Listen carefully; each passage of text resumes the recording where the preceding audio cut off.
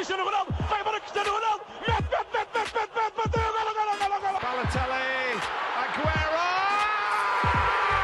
Posse de bola para Portugal, vai Éder, chuta!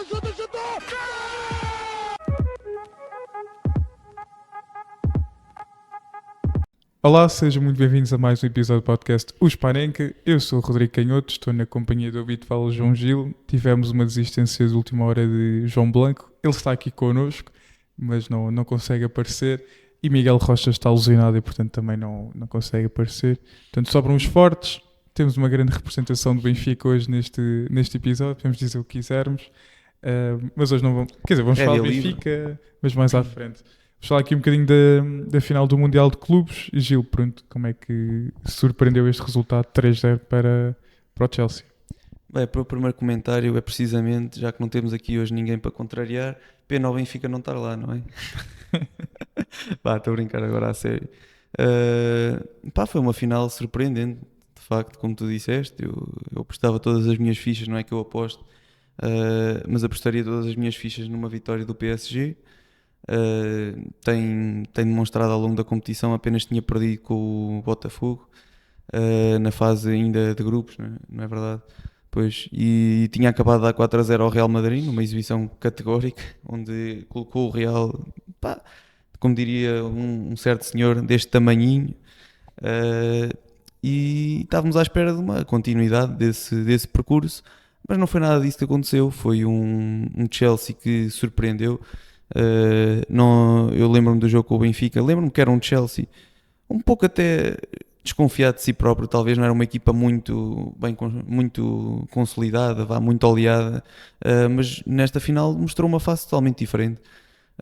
Entrou muito forte, com uma pressão não muito elevada, não muito alta, mas uma pressão média, que estava a conseguir muito bem condicionar o meio campo do PSG e de certa forma até fazer o PSG entrar num jogo que não estão habituados e que não desejam, que é um jogo muito de tocar-te-lá, muito de transição, e penso que isso incomodou o PSG logo desde o início, porque não queria esse jogo. Como sabemos, privilegia um jogo de meio campo, de troca de passes, com o Dembélé muitas vezes a baixar, integrar-se no meio campo para normalmente fazer um passe de ruptura, ali Vitinha a conduzir e em zonas interiores, o João Neves também, o próprio Fábio Ruiz desta vez apareceu um pouco mais descaído para as alas, e não foi nada disso que se viu. Viu-se um PSG que, lá está, estava muito mais envolvido num jogo de transição.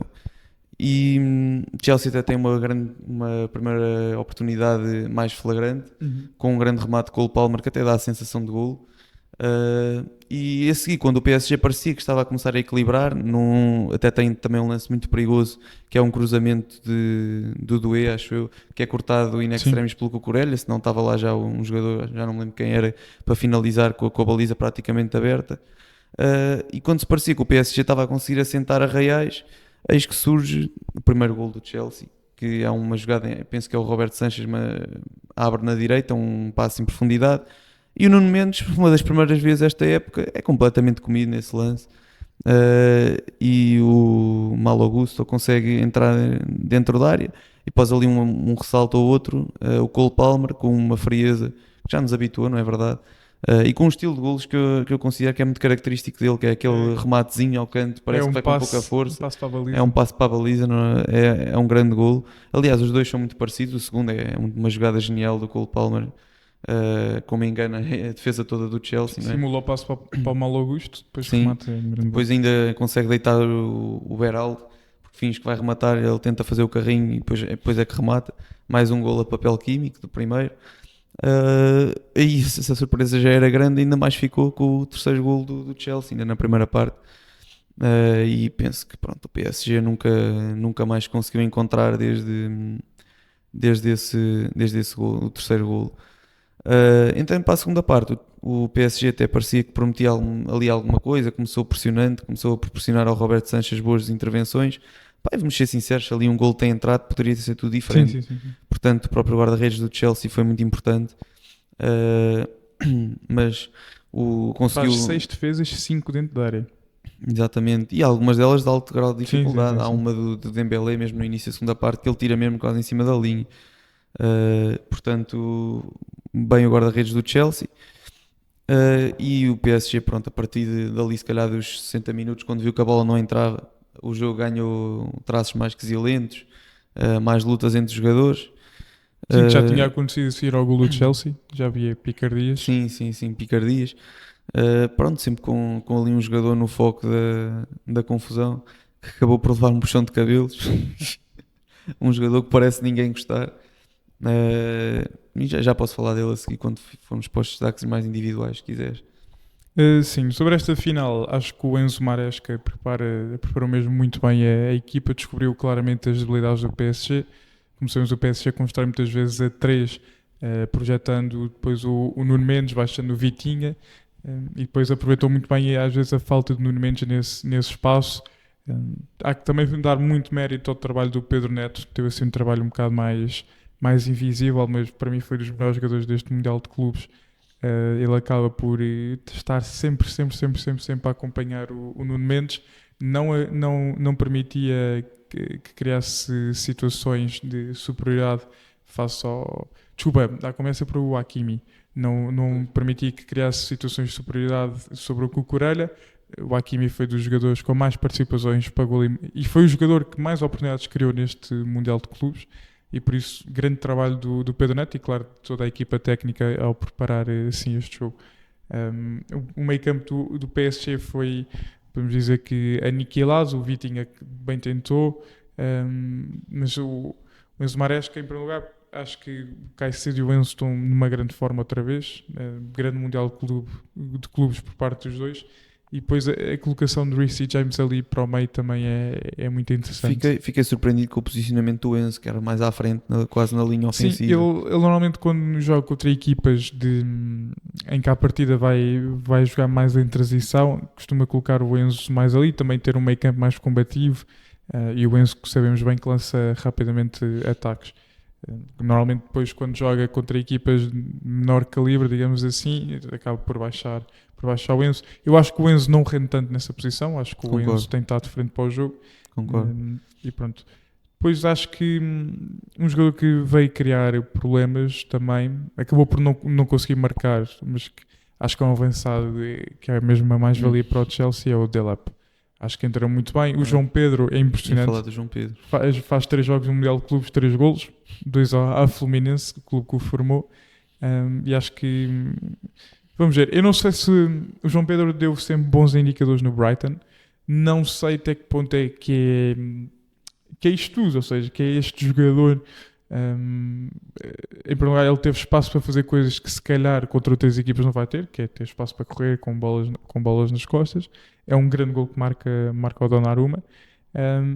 Mas vamos ver, acho que o Chelsea, apesar, claro, de todo o investimento que fez, não é? O Chelsea tinha lá 5 guarda-redes no Mundial de Clubes. Eu vi no final a celebrar.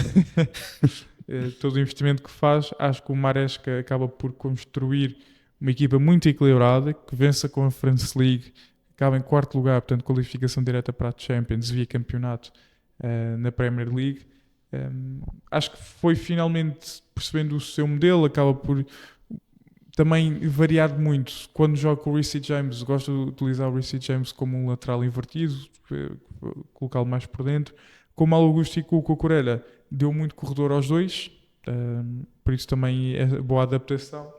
E já que estamos a falar, tenho de dar uma nota assim um bocadinho menos positiva ao Luís Henrique.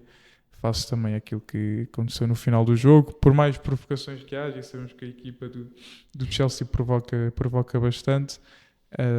Não pode um treinador agredir um jogador. Estou curioso por saber se traz jogos de suspensão ou não. Mas pronto, Gil, se calhar acho que aquilo que costumamos fazer, já que também foi assim uma competição longa, desafio-te, se não estiver já preparado eu já tenho, mas desafio-te a fazeres um 11 da competição. Ok, olha, por acaso não tinha pensado nisso. Então vou dizendo o meu, podes dizer. se quiseres. Na baliza acabei por escolher o Bono. Acho que tivemos guarda-redes a bom nível. Escolho o Bono porque, por exemplo, defende um penalti aos 95 minutos frente ao Real Madrid, que garante a passagem do Al Hilal. Foi sempre um guarda-redes soberbo ao longo de todo o torneio. Acho que é mesmo uma pena que esteja na Arábia e tem nível para muito mais. É mesmo um grande guarda-redes. Lateral direito, acho que para mim não há dúvidas. Hakimi. Centrais, por exemplo, um dado curioso, o Marquinhos não faz qualquer desarme ao longo do torneio, A sério? por isso não coloco os centrais do PSG aqui. Coloco Tiago Silva, acho que faz um grande mundial com o Fluminense. Ainda considerei meter Otamendi. Otamendi foi dos centrais com mais participações de desarmes, de interseções, de duelos ganhos. Foi o sexto e foi eliminado nos oitavos. Mas acabei por colocar um jogador que se viu a falta que fez, que é o Hausen, do Real Madrid. Acho que é um central incrível, alto, forte, joga bem com os dois pés, e acho que vai ser mesmo um pilar para a defesa do Real na próxima época. Lateral esquerdo, infelizmente não escolho Nuno Mendes, escolho o Cucurella, por muito que me custe, um jogador que não gosto, mas faz um grande mundial de clubes, criou sempre muitos problemas, sobretudo quando criava situações de superioridade com o seu extremo. Meio campo para Vitinha, Caicedo e Fabián Ruiz. E na frente, Pedro Neto, Cole Palmer e Gonzalo Garcia, melhor marcador do Mundial de Clubes, a par de Ángel Di Maria. Ok. Então eu vou discordar de ti no guarda-redes. Eu diria o Donnarumma, pá, porque ele também faz um Claro, mundial vale. incrível. Lembro-me de imensas defesas que ele faz, especialmente não, neste jogo também, mas já estava o resultado um bocado perdido. Mas nas eliminatórias anteriores, o PSG não concede muitas oportunidades e as poucas que concede, Donnarumma está lá. Depois, lateral direito, concordo contigo. Hakimi, não há muito que dizer. Depois, centrais, Tiago Silva também. E apesar de tudo, vou colocar o Marquinhos. Porque acho que ele deu sempre muita segurança, foi um esteio da própria linha defensiva, mesmo não tendo feito desarmes, pelos vistos não sabia dessa estatística, mas acho que ele é um jogador muito completo e importante na equipa do PSG. E depois à esquerda também vou colocar o Cucurella, que remédio. Meio campo, Caicedo, concordo. Fabián Ruiz também faz um grande mundial, e o Vitinha também, pronto, tem de ser igual ao Ainda teu. ponderei aqui o Richard Rios, mas é eliminado um bocado cedo na Sim, é competição. muito cedo. Pá, mesmo pensamento tivemos para o Otamendi, e se calhar para outros isso. jogadores também temos para este. Pedro Neto, sem dúvida, à direita, à esquerda. O Cole Palmer à direita e ponta de lança.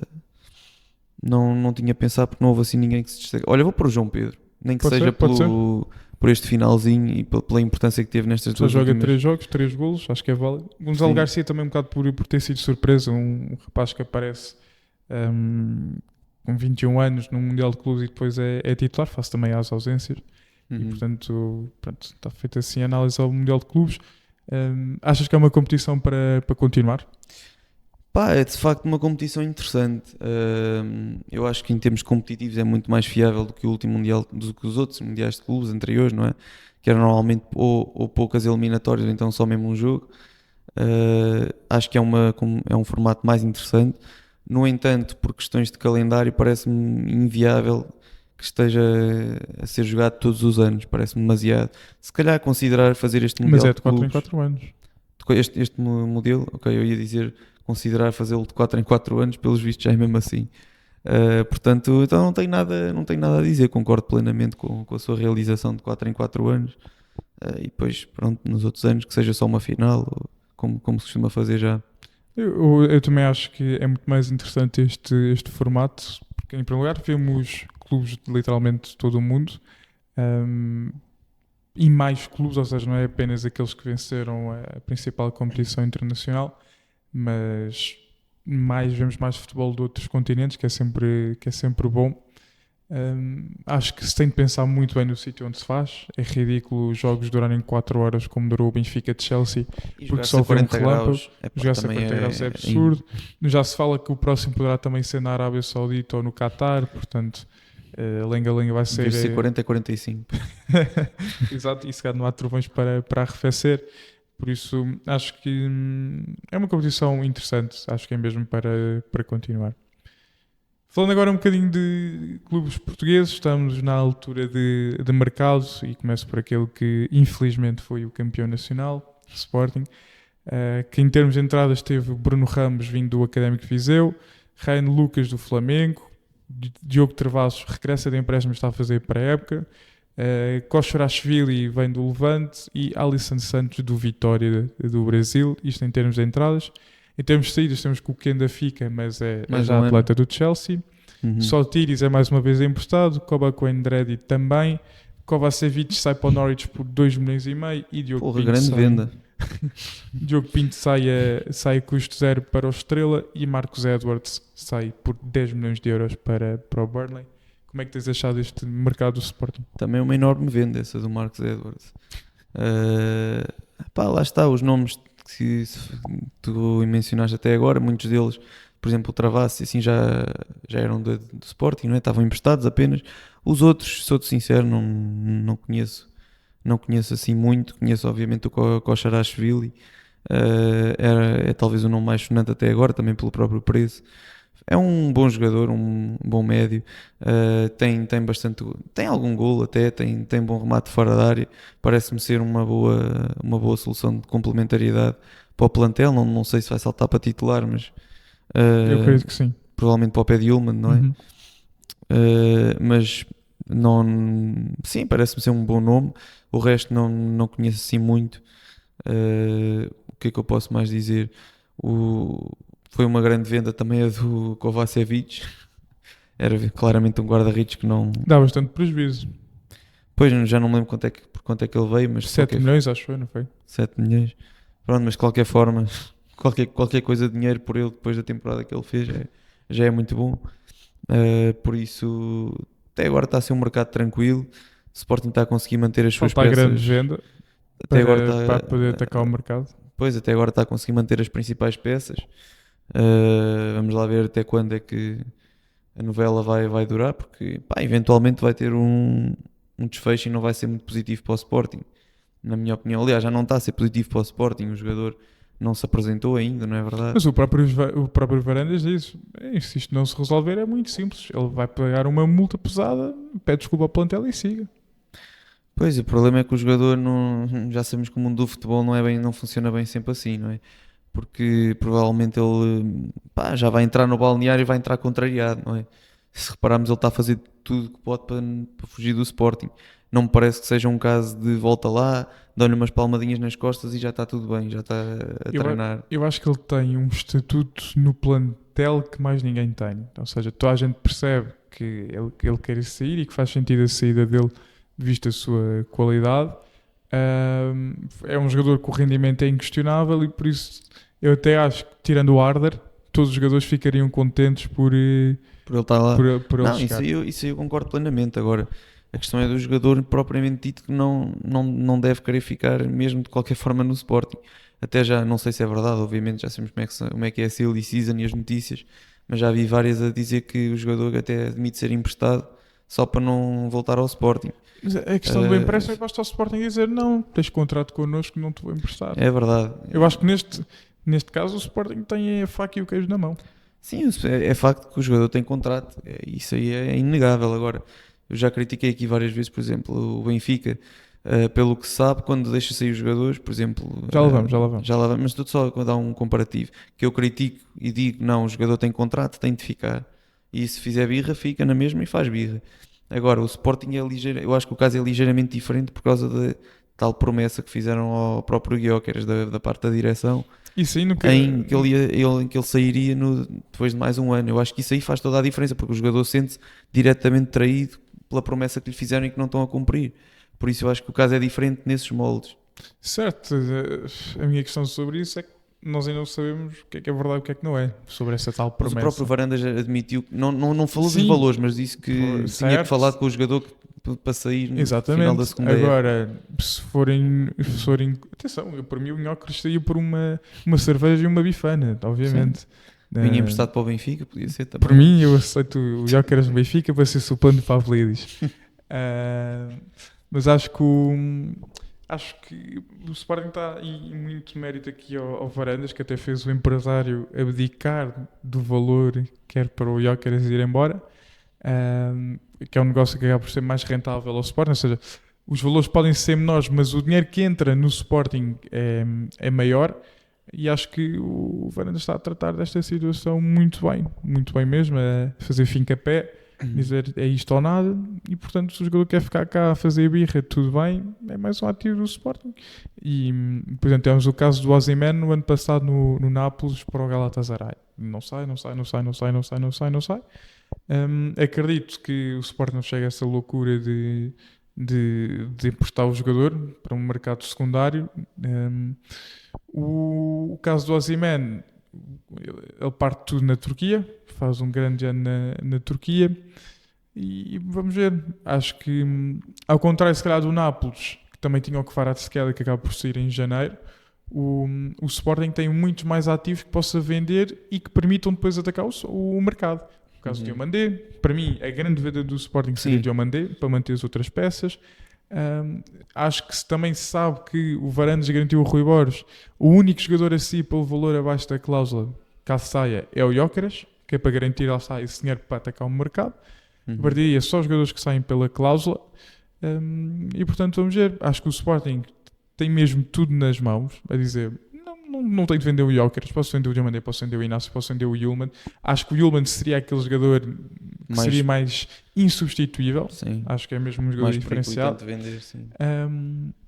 E portanto acho que o Varandas está a tratar desta situação muito bem. Sim. Vamos ver como é que termina todo este caso. Também não vamos dizer que não é mais aprazível para o Sporting, é um pouco prejudicial toda esta novela, não é? Mas penso que o Sporting está a fazer bem o Fincapé, está a jogar as suas cartas, e vamos lá ver. Agora, eu acho que a questão agora prende-se muito com os objetivos, não é? Que estávamos a falar antes, com 10 milhões ou 5 milhões, o Arsenal, se tem dinheiro, não é por 5 milhões dar mais 5 milhões de imediato que lhe ia fazer uma grande moça. Também acho que é um Fincapé da parte do Arsenal. O Arsenal também, em primeiro lugar, lá está, sabe da situação do jogador, o empresário também a ter dito, isto é fácil de resolver, portanto eles também não querem, obviamente, abusar do dinheiro, até porque sabemos que o fair play financeiro acaba por ser um bocadinho mais pesado em Inglaterra para alguns clubes, não sei se o Arsenal seria um deles, mas o Arsenal já contratou o Madueika, fala-se também agora do Mosquera, foi um negócio rapidíssimo, está fechado. Então vai faltar mais gente que o Arsenal contratou, mas enfim, acho que faz sentido porque o Arsenal também não vendeu assim ninguém para equilibrar as contas. Portanto, vamos ver. Por falar em vender, passamos para o Benfica, que neste mercado acaba por receber 2 milhões de euros pelo João Mário do Besiktas, faço também o acordo que havia. A grande venda deste mercado para mim do Benfica é Meite, 1 milhão de euros para o PAOK. Jurasek é emprestado ao Besiktas, deixa sair a custo zero o Kiko e o Pedro Sousa e o Pedro Santos. O Kiko para o Moreirense, o Pedro Sousa para o Vizela e o Pedro Santos para o Famalicão. Gustavo Varela é emprestado ao Gil Vicente. André Gomes é emprestado ao Alverca, para mim é o grande empréstimo do Benfica. Verdade. É o empréstimo que tinha de ser feito. Bayrami é emprestado ao Luzerne da Suíça, este não percebo. E depois as duas grandes saídas, grandes entre muitas aspas, já falamos sobre isso. Cocos sai para o Besiktas por empréstimo em que o Besiktas não paga nada este ano. Exato. E Carreras sai por 50 milhões de euros para o Real Madrid, isto em termos de saídas. Em termos de entradas, regressam para ficar no plantel à partida Tengsted, que acho que quando vier um avançado novo há de sair. Henrique Araújo, ao que tudo indica, vai fazer parte do plantel. Eu acho bem, já falamos. Depois Amar Dedic por 12 milhões de euros. Rafael Obrador por 5 e Samuel Dal o Benfica a contratar por 9 milhões de euros. Por agora, destes nomes, o que é que te chama mais a atenção, seja de saídas, seja de entradas? Vou começar pelas saídas que me chamam mais a atenção, sem dúvida, a questão do Cocos, que é logo assim um negócio muito bom para abrirmos a conversa. Para já, empréstimo do Cocos parece-me extremamente estranho, por assim dizer. Quer dizer, um jogador com mercado, um jogador que faz uma temporada, não é uma temporada brilhante, mas é uma temporada razoável, boa. Volto a dizer, em 2 anos o Cocos tem 42 participações para gol. Sim, de facto são bons números. É um jogador que tem mercado, um jogador que o Benfica, é o mais caro do Benfica até hoje. E o que é que acontece? Um jogador que tinha tido já vários conflitos internos com treinadores. Pronto, é um jogador com uma conduta disciplinar um pouco questionável, digamos assim, e por esse prisma eu percebo a sua saída. Agora não percebo um negócio, os moldes do negócio, que é um empréstimo por 25 milhões mais 5, não é verdade? É, só que esses 25 são distribuídos até 2030. Pois, exato, o que significa que vai entrar 5 milhões ao ano. Pois, mais ou menos, 5 milhões ao ano. Pá, eu não consigo perceber. Para mim tinha de ser, para já o valor em si não vamos ter lucro nenhum. Se fosse mesmo 25 milhões mais os 5, pronto, não íamos ter lucro nenhum porque o jogador já gastou salário, já Exato. pronto. Portanto o lucro seria nulo ou até negativo, se calhar até teríamos prejuízo. Para acrescentar a isso, ainda temos um empréstimo diluído em 5 anos. E como nós sabemos, o dinheiro perde valor ao longo dos anos, portanto é um negócio ainda mais estúpido, que não faz qualquer tipo de sentido, que é mesmo mostrar a incompetência da estrutura a negociar. Já agora podemos falar do negócio do Carreiras também, que Deixa-me só diz. sobre o Cocos. O que mais me pesa nisto tudo do Cocos é que estamos a perder este jogador, que eu acho que tinha mais qualidade suficiente para estar no Benfica mais um ano. Pronto, apesar dessas birras que ele teve, estamos a perder por um treinador que está a prazo. Toda a gente sabe que o Bruno Lage está a prazo, seja até o final desta época, seja quando assumiu o novo presidente do Benfica. O Bruno Seja a Lage primeira está derrota. a prazo. Portanto, o Benfica perde a sua contratação mais cara da história por um treinador que está a prazo, um jogador que mostrou sempre rendimento. Obviamente que por estes valores toda a gente queria 70 gols e 70 assistências, obviamente que sim, mas, e isto é que me enerva solenemente, é um treinador que está a prazo. Ponto final. Sim. E que sabe que é verdade que se calhar o Coxo é excelente, gosta de criar confusões, mas sabemos que o Bruno Lage também não é o melhor a controlar o balneário. Não é? Ainda não sabemos o que é verdade, o que é que não é, mas lembramos dos episódios com o Rafa, André Almeida, Pizzi, e que de repente, Pois. portanto, o Bruno Lage não é o melhor a garantir balneário, sejam estes jogadores que tenham feito a cama ao treinador, seja o contrário, e o Bruno Lage tenha armado confusão. Sabemos que o Bruno Lage não sabe manter um balneário. A mim, cheira-me que Bruno Lage vai ter o tratamento de Roger Schmidt. Faz 4 jornadas. Só há uma razão para Tchau. eu não acreditar que isso vai acontecer, que se chama eleições.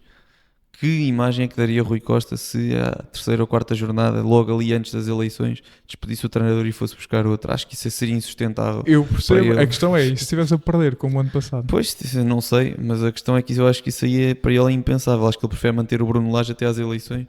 Pá, porque é insustentável, não é? Já, a quantidade de trocas de treinadores que já existiram é completamente ridículo. Se a 1 ou 2 meses das eleições ainda acontecesse outra vez, pá, está praticamente dito, não é? Bem, avançando para o Carreiras, pá, é uma situação, é um negócio possível. O jogador também já estava claramente fora. 50 milhões, valor da cláusula, não são bem 50 milhões, como já sabemos, não é? Obviamente tem sempre as deduções todas, tem a questão de não ser imediato. O próprio Real Madrid recebe dinheiro com isto. Pois, o Real Pelo Madrid mecanismo de solidariedade. recebe dinheiro.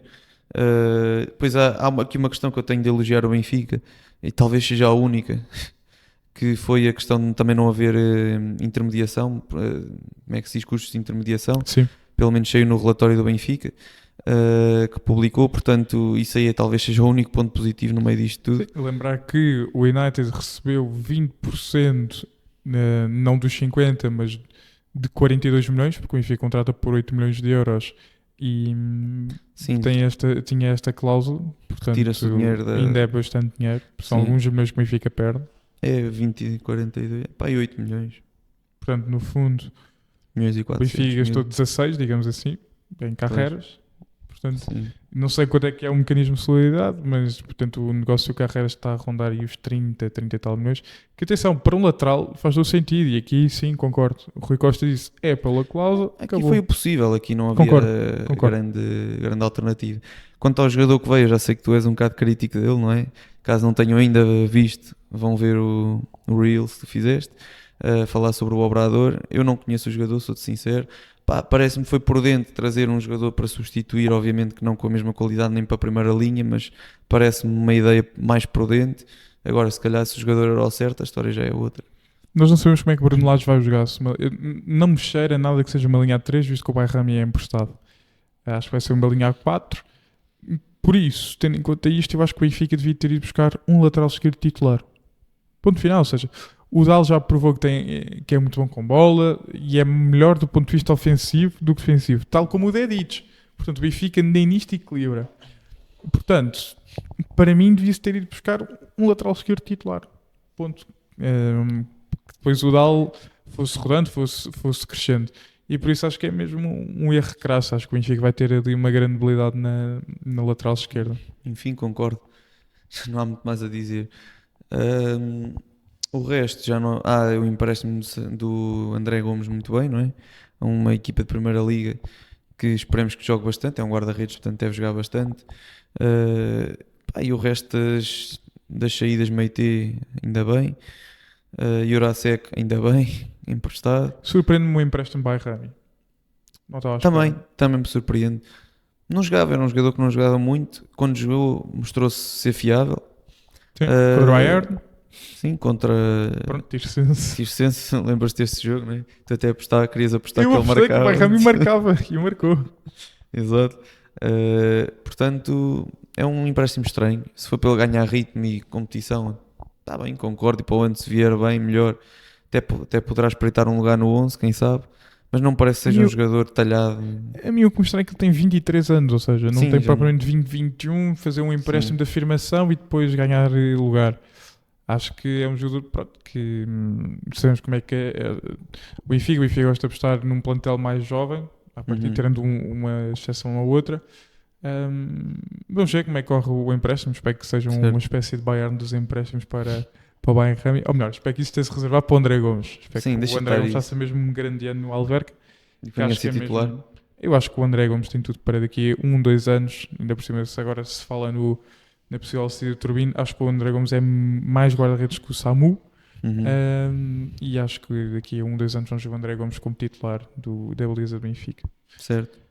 Passando para o Porto.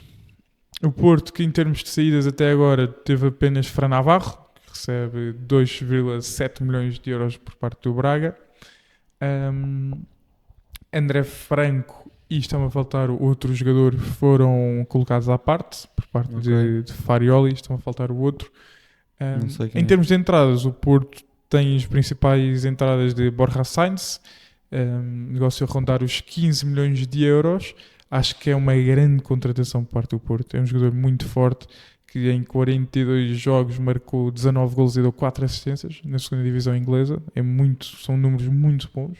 Acho que é mesmo um extremo que tem tudo para partir tudo aqui em Portugal. Ivan Raime volta e faz a pré-época com o plantel. Contratam também Prpic ao Hajduk Split. Vamos ver, não conheço assim tanto deste central croata. João Costa vem por empréstimo vem custo zero do Estrela da Amadora para ser claramente suplente. E Noan Pérez é oficializado por 13 milhões de euros. Acredito que o Porto tem de fazer uma venda grande. Cheira-me. Claro, e Gabri Veiga.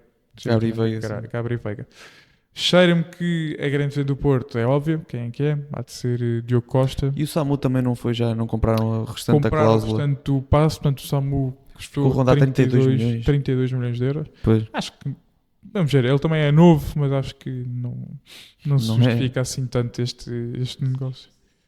Depois, falta também a questão Francisco Conceição, que a Juve tinha até ontem para pagar a cláusula, não pagou. A Juve quer ficar com o jogador. O Porto tem de vender alguém. Isso é óbvio, se querem atacar assim tanto o mercado. Eu acho que o Porto não ficaria nada mal servido se vendesse o Diogo Costa. Acho que o Cláudio Ramos é mais que a guarda-redes. Também já viram notícias que o Cláudio Ramos podia estar de saída, mas tem de haver uma venda no Porto. Não sei se o Porto também está aqui a tentar à espera de uma hipótese Sarabia, como teve com o Galeno no ano passado. Mas vamos ver o que é que tens achado do mercado do Porto.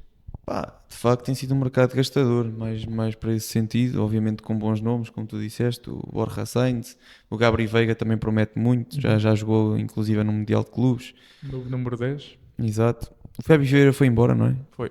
Pois. Portanto, Porto até agora está a fazer boas contratações, com esses dois à cabeça. Falta obviamente o que tu estás a dizer, que é uma venda, porque o Porto, como o próprio presidente diz, não abunda em dinheiro, não é? O Porto faz algum dinheiro com o Mundial de Clubes, também não faz assim uma quantia tão substancial porque não passa da fase de grupos. Falhou a Champions a época passada, falha a Champions esta época. Portanto, a situação já estava um bocado tremida com Pinto da Costa ainda, não foi resolvida. Não podemos estar aqui a falar com falinhas mansas e dizer que o Porto está muito saudável financeiramente. Obviamente que eu não sei, não tenho acesso às contas. internas do Porto neste momento, mas pá, com todas estas evidências o Porto terá de vender obrigatoriamente alguém. Penso que Diogo Costa, como disseste, é a melhor ideia, é talvez o jogador mais valorizado do plantel, com até uma venda se calhar a rondar os 60 milhões talvez. Seria uma excelente venda, com um guarda-redes suplente que já deu provas até no Mundial de Clubes, que é muito fiável. Portanto, parece-me que seria inteligente da parte do Porto deixar sair Diogo Costa para conseguir ganhar ainda mais liquidez para atacar algum outro reforço que seja pedido pelo próprio Farioli, não é? Como o presidente disse, isto ia ser um dos maiores mercados sempre do Porto. Portanto, ele tem de ir buscar dinheiro a algum lado, a menos que haja aí algum investidor desconhecido ou algum perdão de dívida, o dinheiro tem de vir de algum lado. Sim, e fala-se agora também hoje que o Taylor pode vir do Ajax para o Porto, 30 milhões de euros. Pois, não sei como é que é possível. Vamos descobrir. Acho que Vilas Boas pode estar aqui a hipotecar o clube. Eu acho que o Porto, com estes reforços que o treinador tem, dependendo um bocado da situação do Sporting, mas parte como um dos favoritos à conquista do título. Não digo o principal, porque também quero ver um bocadinho da pré-época e como é que os reforços se mostram. Mas se corre mal, o Vilas Boas pode estar aqui a hipotecar um bocado o futuro do clube. Acho que está a fazer claramente um all-in. Vamos ver. Sim, e pronto, é exatamente isso. Eu penso que se fosse o meu clube, eu quereria um crescimento mais sustentado. Primeiro sanar as dívidas e só depois pensar em contratar jogadores Quando o de maior sair, vamos gabarito. ter isso. Pois, o problema é que o Ruizinho também faz exatamente o mesmo, não é? Não é que o Benfica tenha os problemas financeiros do Porto, nem de perto nem de longe, mas... Até ver. Sim, mas o facto é que os encargos com serviços externos e coisas dessas são altíssimos no Benfica. Enfim. Bem, estamos a chegar ao final de mais um episódio. Gil, da tua rubrica. Certo, eu hoje não trago... Sabes de cor? Sei de cor. Hoje não trago bem uma frase dita por alguém. Trago sim um momento. E You'll Never Walk Alone foi assim no primeiro jogo de pré-época do Liverpool com o Preston, no estádio do Preston, em que a equipa visitada tão bem e com um fair play incrível e com um espírito futebolístico incrível e humanista, que decidiu colocar o hino do Liverpool à entrada dos jogadores, e até o capitão do Preston homenageou com uma coroa de flores, o Diogo Jota. Portanto, foi um momento muito bonito, onde o estádio todo estava cheio de camisolas portuguesas, cartazes para o Diogo Jota, bandeiras portuguesas. Foi um momento muito bonito de se ver. Cumpriu-se um minuto de silêncio, obviamente. Portanto, foi uma homenagem muito bonita, que eu admito que fiquei emocionado com ela. Portanto, aconselho a todos a irem ver se quiserem, porque realmente é um excelente momento. Rodrigo, teu companheiro de quarto. Meu companheiro de quarto, já fizeste que é brasileiro, partilhou plantel com Rafael Obrador, Pizzi, André Almeida, Bruno César, David Simão e Otamendi. O Obrador ainda é novo. Uhum. Deve ter sido na formação. Ele foi... Não. É guarda-redes. brasileiro. Ganhou 4 vezes o prémio de melhor guarda-redes do mês em Portugal. Rafael Obrador já esteve em Portugal. Não. Deve ser da... Eu não faço ideia. Venceu... Ixi, não ganhou nada. E venceu um Brasileirão Série B. Pronto, formação tem aqui vários clubes brasileiros. Passou pelo Botafogo, é emprestado ao São Caetano pelo Botafogo e vem para o Boa Vista, onde faz 2 anos. No Benfica, 2 anos e meio. Até ir para o Antalyaspor da Turquia, onde está 2 anos. E estes últimos 2 anos está no Deportivo da Corunha. Já deves saber. Não? Guarda-redes passou do Boa Vista e foi para o Benfica. Jogou com Pizzi, André Almeida, Otamendi. O Elton Leite. Muito bem. Elton Leite, que partilhou balneário com o Lucas Pérez, lá está no Corunha, mas também com este agora eu acho que não sabes quem é, Boldini, antiga avançada da Académica, que em 2021, 31 jogos, 14 golos pela Académica, e por isso partilharam este ano de balneário no Deportivo da Corunha. Hoje foi o último episódio da temporada 24-25. Muito obrigado a todos aqueles que nos acompanharam. Agradecer mesmo a toda a gente. Para o ano pode ser que haja uma surpresa, um dos podcasts caiu, pode ser que surja um novo, vamos ver. A mão de Deus acabou. Agradecer também a todos aqueles que nos acompanharam, não só aqui, seja Spotify, seja YouTube ou a plataforma onde ouvem o podcast, mas também pelo grande crescimento que tivemos em todas as redes sociais. O Instagram está com números incríveis, o TikTok está a crescer bem, o próprio YouTube cresceu muito ao longo desta época, é emoção a falar, por isso mesmo. Isto só faz sentido porque vocês o ouvem. Muito obrigado também a todos os convidados que passaram por aqui. Foi o último episódio da época 24-25. Espero que tenham gostado. Fiquem bem e até 25-26. Viva o Sport Lisboa e Benfica.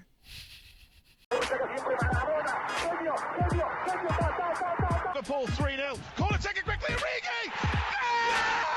Está isolado Cristiano Ronaldo. Vai embora Cristiano Ronaldo. Mete. Bateu. Golo. Balotelli, Aguero! Posse de bola para Portugal, vai Éder, chuta! Gol!